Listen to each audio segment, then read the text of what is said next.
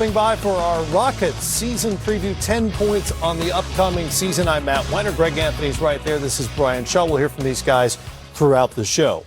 The 2019-2020 version of the Rockets is all about a match made in Houston. To skeptics, the pairing of the Beard and Russ may feel more like fantasy basketball than a fantasy come true. But the Rockets have loaded up in the backcourt with two of the last three league MVPs who've known each other since they were kids and are both still just 30 years of age. Here's Russell Westbrook on some of the skepticism about the pairing. Yeah, I think it's very, very interesting to me. I think that there are other duos around the league that got together. Yeah. Kawhi and Paul, LeBron and Anthony, Kevin and Kyrie. But as soon as me and James got together, it was quickly. Yeah, the narrative was quick. Negative. And to me, I think it's very, very interesting.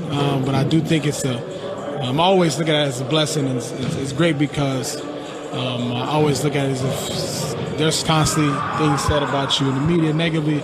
I feel like it's a positive. I don't know how I use it as fuel. Yeah, it's just a positive because I think it's so great because myself or James must be doing something very, very great or unheard of to make you think that we cannot play together. It's a great way to look at it. Yeah, and I think it's amazing because we're so comfortable with each other and how we play the game and what I'm able to bring to the game, what he's able to bring to the game, and it's something that we don't even worry about because we know what we're capable of doing. Westbrook there with our Allie LaForce. So, first impressions. How well will this partnership work? I think it'll work very well. First of all, they have trust. They go back from, junior high school, middle school, high school. They played together in OKC before. And that familiarity that they have, that trust that they have with one another, especially when the other one is off the ball, is something that they haven't had for a while. And I think that they'll rely on that. Whenever you put two MVPs together, guys that are willing to do whatever it takes to make their team better, they have that as well. And the fact that Russell Westbrook accumulates triple-double after triple-double, as well as Harden, who can do the same thing. They're both willing passers. They both score at a high level. I think it's going to be a great tandem, and the league's going to have to watch out. No doubt about it. And, people are wondering whether or not it works. I think it's going to work brilliantly from this standpoint also. Russell provides them what they lacked the season ago. His athleticism, his ability to make plays without the basketball. That's going to be critical for their overall success. They would lose a lot of possession battles last year because they just didn't have enough athleticism. When you factor in his ability to defensive rebound and create opportunities in the open floor, that's where he differs from, say, Chris Paul. And the other thing, his game is more complementary to James's when James has the ball, because he can catch lobs.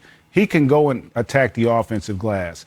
When he gets those swing passes off of double teams, he can attack and also make the plays. And as great a player as Chris Paul is, his level of athleticism, I keep harping on that, but it's going to be critical to their success. And Then you factor in that the top of the West, while it's going to be very deep, you don't have an all-time team right now like you did a year ago with Golden State the last few years. So now I think it actually sets up better for Houston potentially if Mike D'Antoni can figure out the balance with those two in terms of maybe staggering minutes or however he tends to utilize that rotation. But I think that duo could be extremely potent in that Western Conference. There's maybe no other combination of endurance and athleticism, explosiveness like Russell Westbrook in the league. You mentioned the athleticism. What else is he in particular bringing to this roster? Well, they weren't particularly a good defensive rebounding team, and that's something that he does extremely well, to Greg's point. And so that, as well as his length and athleticism, his versatility defensively. Houston is a team that switches 1 through 5 defensively, and so where Chris Paul may have gotten taken advantage of in the post, they won't be able to do that as easily with Russell Westbrook. And in his slashing ability, and one thing that people sleep on with him, he's a great offensive rebounder. And the Houston Rockets are one team, and I think that they teach rebounding from the corners when three-point shots go up. P.J. Tucker, as well as Russell Westbrook, are underrated offensive rebounders because they play the small forward and the guard position, and that's something that's going to allow them to have second opportunities and be able to pick up because they're switching anyway. You know, one of the things that people pointed to immediately in terms of differences between the Russ and the Rockets is obviously three-point shooting. The Rockets, 3 years in a row now, have set league records for threes made in a season. But in Russ, they're bringing in, statistically, the worst volume three-point shooter in NBA history. What does that mean to their offensive approach? Well, first and foremost, what it has to be is Westbrook's shot quality has to improve. I really felt like because of the pressure in OKC and the lack of shooting, he took a lot of ill-advised, difficult shots that I think when you play with more talent, you don't have to take as many poor shots. Right. And I think his overall shot quality has got to improve. And I think he's even talked about it. You know, a lot of those threes he would take weren't space rhythm threes. They were off the dribble. They were under duress. I think his shot quality improvement improves his efficiency. And I think also, if I'm Mike D'Antoni, I don't want to have him become just a three-point shooter. I want him to be dynamic.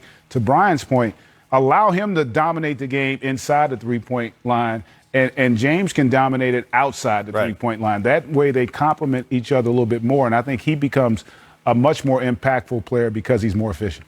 And one thing will be different as well, the shooting that he has now with this Houston Rockets team, he didn't have last year in the OKC. They've not been a good three-point shooting team for years. Exactly. Right? And so what it's going to allow when he does get in pick and roll play or he is attacking in transition and the defense has to be aware and stay closer to the perimeter shooters that they have on the Rockets team, now he's going to be able to get in the lane and finish inside. And then when they do come in to collapse on him, he has those shooters now that he has confidence to be able to hit that are going to knock down those open looks. You know, they've already talked about staggering their minutes a little bit during the regular season. We saw that with Chris Paul as well. And there's also maybe a kind of a fire and ice approach in terms of pace and play. The Rockets have not been a very fast-paced team, 26th in the league last season in pace of play after being all the way up to third 2 seasons prior. Russ can push the basketball, obviously, and maybe change that equation. I think he does. And I think if you go back to that first year with Chris Paul, that was the year where they were 13th in pace.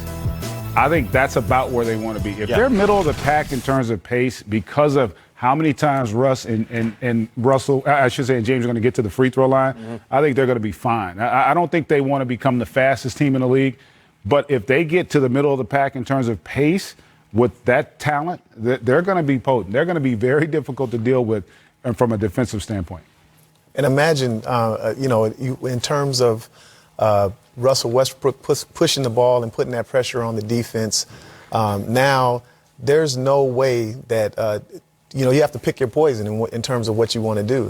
And so him putting that pressure on when Harden's breaking you down in the half court and the fact that their pace will improve because of Westbrook, that's going to mean more offensive opportunities for them on that end. And as potent as they are offensively, just imagine them having more opportunities now to score on you.